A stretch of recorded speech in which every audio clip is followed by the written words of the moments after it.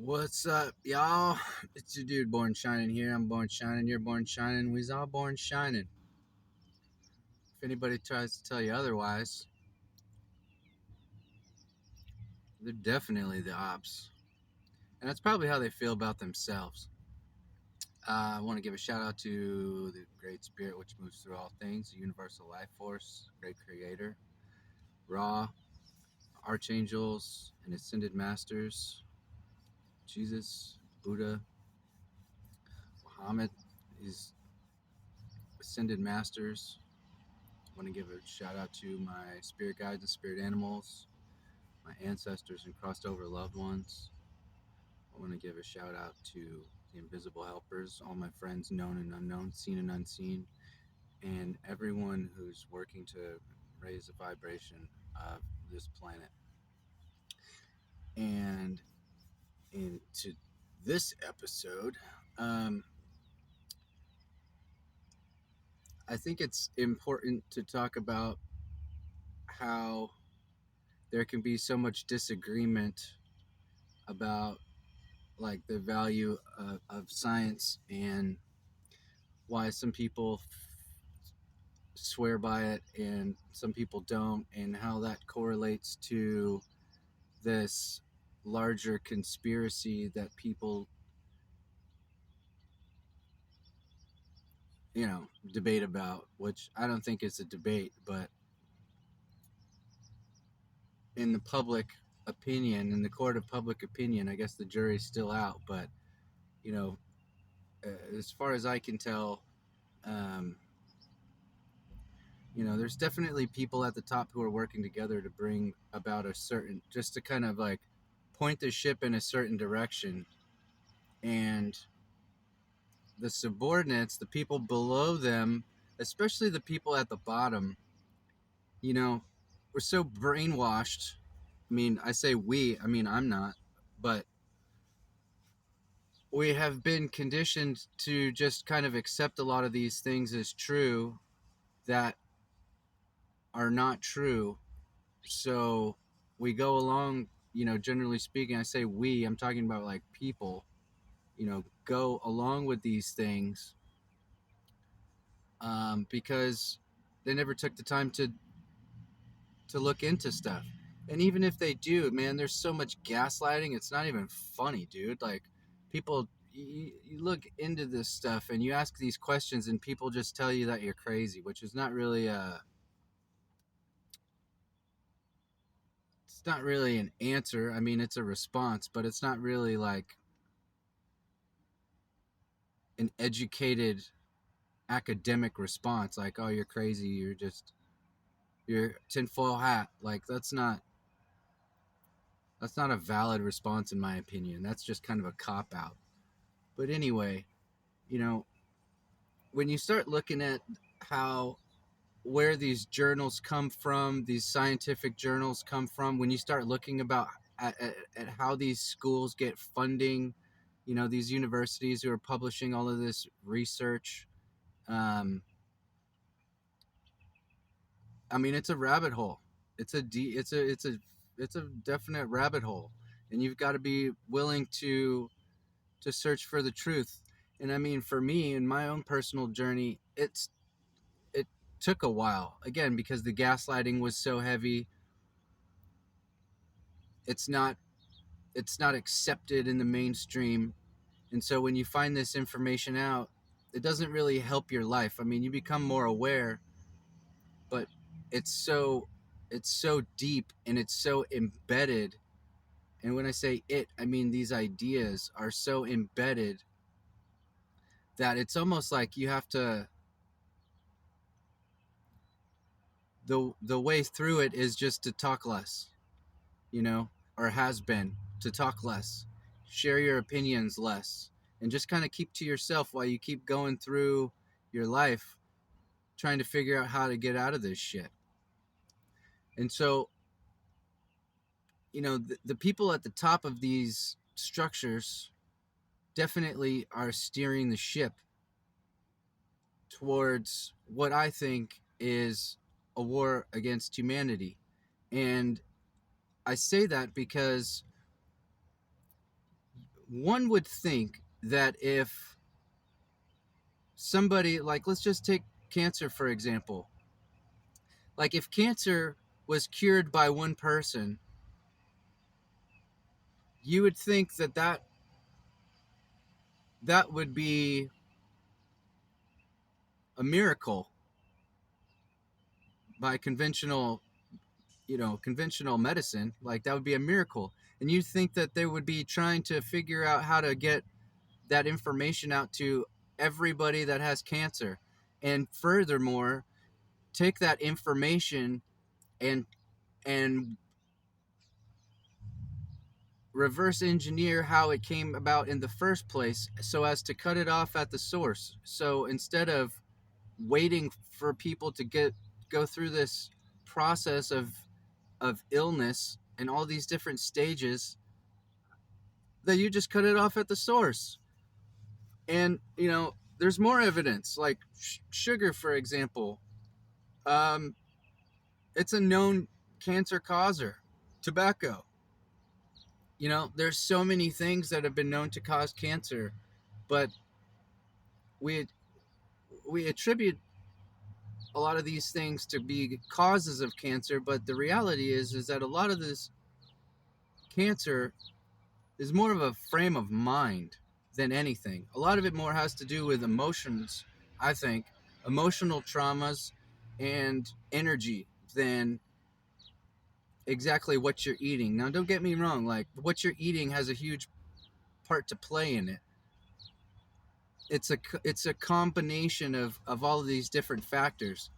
But the bottom line is that we still have access to all of these things, and if anything, they've only become more prevalent in our food systems, in our cultures, um, way of doing things. Meanwhile, the solutions that people experience are being hidden from the public eye.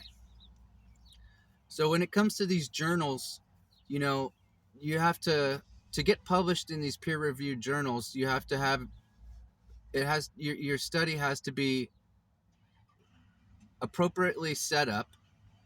All right, you have to have the proper structure to your research, which is usually double-blind studies. They have to be peer-reviewed, and they have to be duplicatable or replicable, which means that you go through a process, right? You do your study, and then other people in the world, anybody with the means, um, can follow the same structure that you've laid out in your study, and they can get the same results. Now that's all fine. It sounds good, all right, but the issue comes in when you start to look at who funds these journals, who's backing these journals. Okay, and things are changing. I'm not saying that every journal out there operates this way, but a lot of the stuff that people give credence to, and a lot of the things that people support and would point to say like, oh, these people are an authority, this is how they operate. All right, there's people inside these organizations and institutions who are willing to play the game, and there's various reasons for that. But recently I just I published, no, I didn't publish. um, I shared on my feed a video called Tales of an Economic Hitman, and it's a story about a guy who goes to countries and he talks to the leaders of these countries, and basically he says, look, if you guys don't accept this proposal that I'm about to make to you, you're gonna have problems. All right, and I mean it's some mafia type shit, you know. And so, in order to play the game and get into these positions that these people are in, they they have to follow certain guidelines. They got to play the game, or else they wouldn't be there. It's like the editors of these magazines and journals and stuff. Like They're the ones playing the game, because ultimately they're the ones who decide what gets published and what doesn't. So when you have people who are making when you have people who are discriminating information, it's not like every study out there is getting published. All right, when they're discriminating against these studies and there's a clear bias, all right, people who look up to these organizations and institutions as an authority, that's what they use as their evidence to say, oh, look, this is true, this is not true, told you so, whatever the case may be. So you've got, when I talk about the conspiracy, everybody doesn't have to be in on it. Everybody in the food chain, as it were, doesn't necessarily need to be in on it. Because at a certain point, you've got the people, the people who are lower on the food chain don't necessarily question what's coming from on high. So at a certain point, they're just going with what they're told. They're not questioning it for the most part. So you've got the people at the top who are steering the ship and guiding and making these decisions, the decision makers, who are affecting the course and the trajectory of a lot of these institutions. And then you have the people below them who are under the false assumption that they're operating for people and they're working for people with integrity, which is a dangerous assumption. And again, like I said, it's like, how do you know that these people don't have any integrity? It's like, well, how serious are they?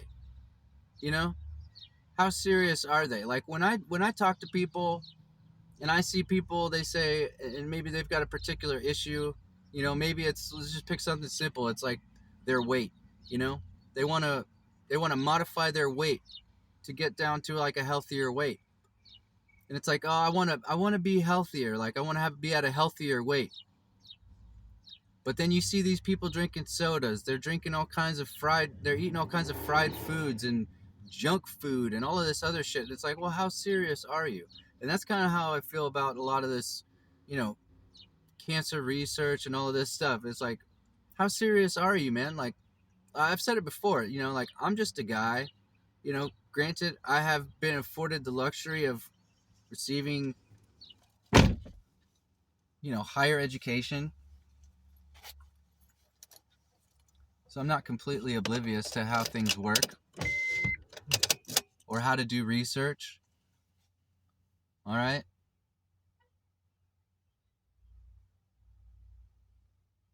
And you don't have to go to school. You don't have to go to college. You don't have to go to college to inherit knowledge. But a lot of times what these institutions are is it's a means of indoctrination. So you go to these universities, you go to these schools, you take these classes, you get this degree, you get this piece of paper, and it says, yeah, you completed this journey of education. But what have you learned? You definitely haven't learned to think critically. You know what I mean? Or else a lot of this shit that these people are trying to pull wouldn't even be possible for them to achieve, because people would be thinking critically about the information that they're getting. I think at its core, we have this, again, we have this false assumption, this false belief that these people are really doing their best to solve a lot of these problems, when it's just simply not the case. They don't want to solve these problems because, again, where would that leave them? Where would that leave them? And this goes back, I mean, it's not like when you try to pinpoint, nothing happens in a vacuum. So you can't you can't just take any of these historical events or any of these things. Um, you can't remove them from their historical context. You know what I mean? So you just keep going back and back and back and back and back, and you at a certain point, after you've reduced things to their fundamental level, you just, it really makes you think, like, how did we get here? Where are we going? Like, does the things that I've been taught really add up? You know, for example, you know, when we at least in the United States, when we look back at the Native Americans, and the Pilgrims who came from England and were supposedly the first people here, in the United States, which is not true at all. I mean, not even like as far as visitors go, but because one of my ancestors is Sir Francis Drake. So it just doesn't add up. Like, these people, these settlers, came to the United States not knowing how anything works over here as far as the climate, um, the agriculture. Well, it wasn't really agriculture at that time, but you know what I mean? The plants, the food, like all of these kinds of things. Doesn't make sense that they would just run around killing all the people who did.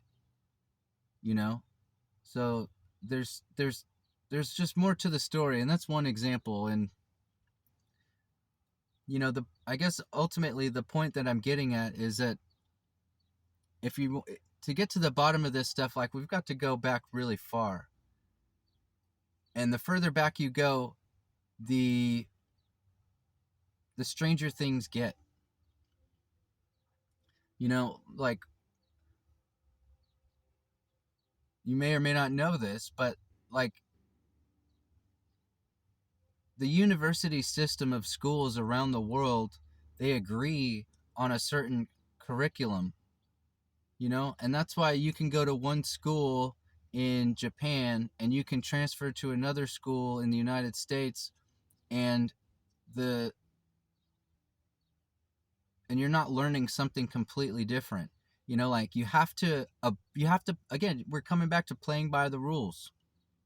The rules. Like, you have to teach what's approved. And what is approved is this doctrine of bullshit.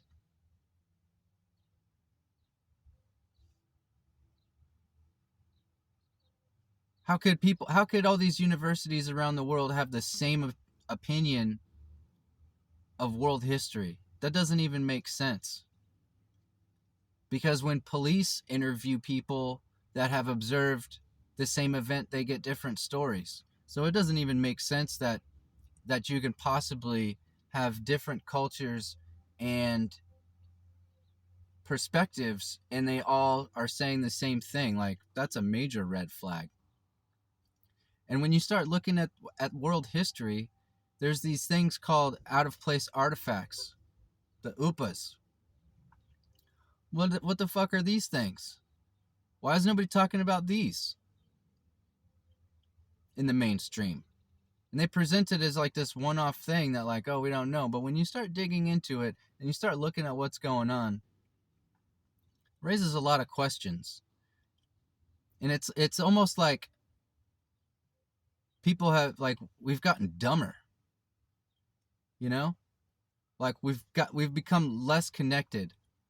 I mean, just like, take the pyramids, for example. Like, we can't build those kinds of structures with all the technology that we have today. We can't build those structures. And somehow that culture is somehow, like, less advanced than we are now. It's really bizarre. So I don't think that, the medical system or the legal system, like this, it's all a ruse. And the issue comes up is when you bring this to people's attention, they get defensive. They get defensive because they're so attached to this false reality that if you changed, you might as well be putting a gun to their head. I mean, it's the same kind of response. You know, like they're gonna fight you. They're gonna fight for their limitations. They're gonna fight for this small-mindedness because that's all they know. And at the same time, the people who dare to think bigger are seen as like the outliers, and even those people are persecuted. You know, I guess long story short, there's a lot more going on here than meets the eye, but there's definitely a war on humanity. And you know, the same thing that you would do to a person in terms of disconnecting them from their heritage, their roots, you know, that's what's happening on the world scale, on the global scale. Like globally, humanity is disconnected from its origins. And there's evidence to suggest that humans definitely didn't evolve from monkeys, all right? Or apes or gorillas or whatever the fuck it is. You know, like when you look at one of the chromosomes, I don't know, I can't remember exactly which one it is, but it's fused. It's not it didn't mutate like you would expect something that was just left to nature to evolve. The gene didn't mutate, it was fused. So humans have a different origin than most of the life on this planet as it is.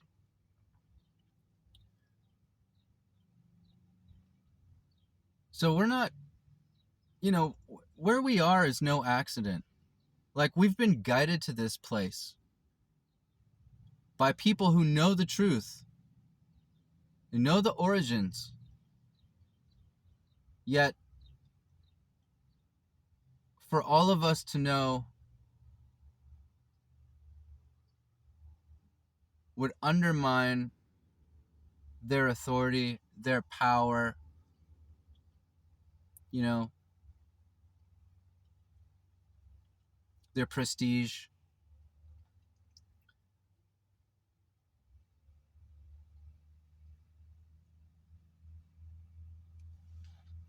We're here for something better than this.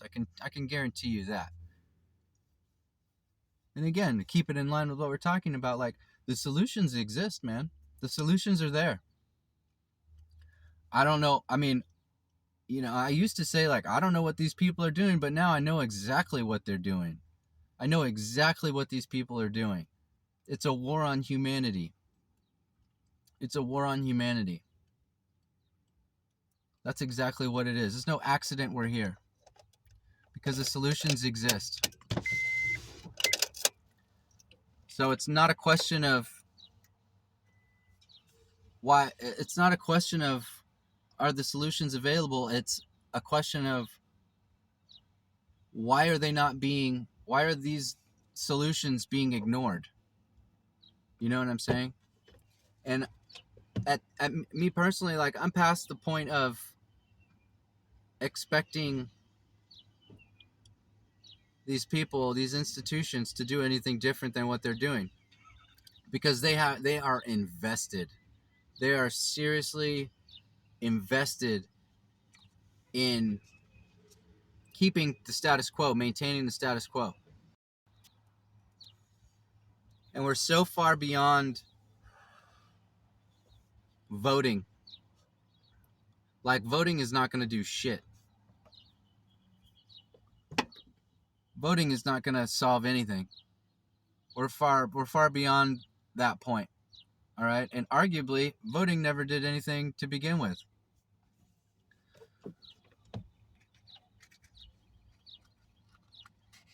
But what we need to do is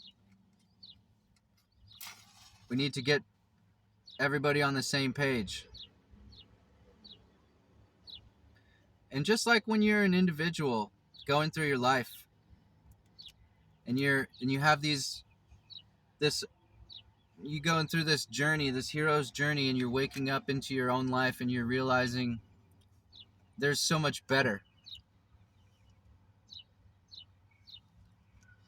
There's so much better out there.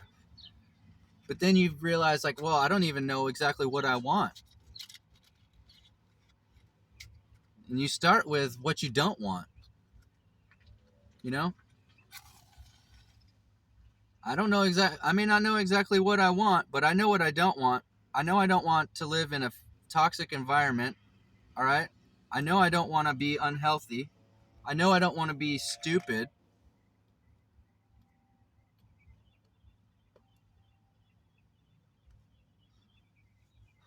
Or ignorant. I know I don't want to bury my head in the sand. And so what we need to do is agree on what we don't want. And so, yeah, voting is not really, I don't think voting is going to help a whole lot, folks, because the powers that be, you can't get into those positions. I mean, let's call it what it is. The electoral system is rigged.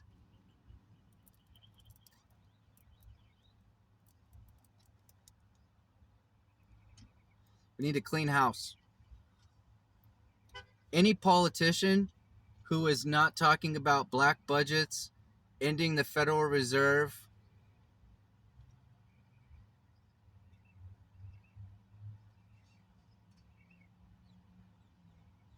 shady. All right, we kind of wavered and got all over the place, but I just wanted to share some of these opinions and get them off my chest. And you know, there'll be more. But I hope you guys have a great day. And you know, on that note, like, stay positive, because we don't need these illusions at all in the first place. You know, and like, that's what this is. This is just one giant fucking illusion. There's a bunch of dark magic and energy manipulation going on. And it's like, let it fall. Let it fall. That's what I say. You know? Just by withdrawing your consent and your participation from this nonsense, it has no way to thrive, because it's all built on a faulty foundation. It's built on illusions and lies, manipulation. So withdraw your consent and watch it all fall away. Watch the curtain pull back on all this bullshit, while the solutions come to the fore.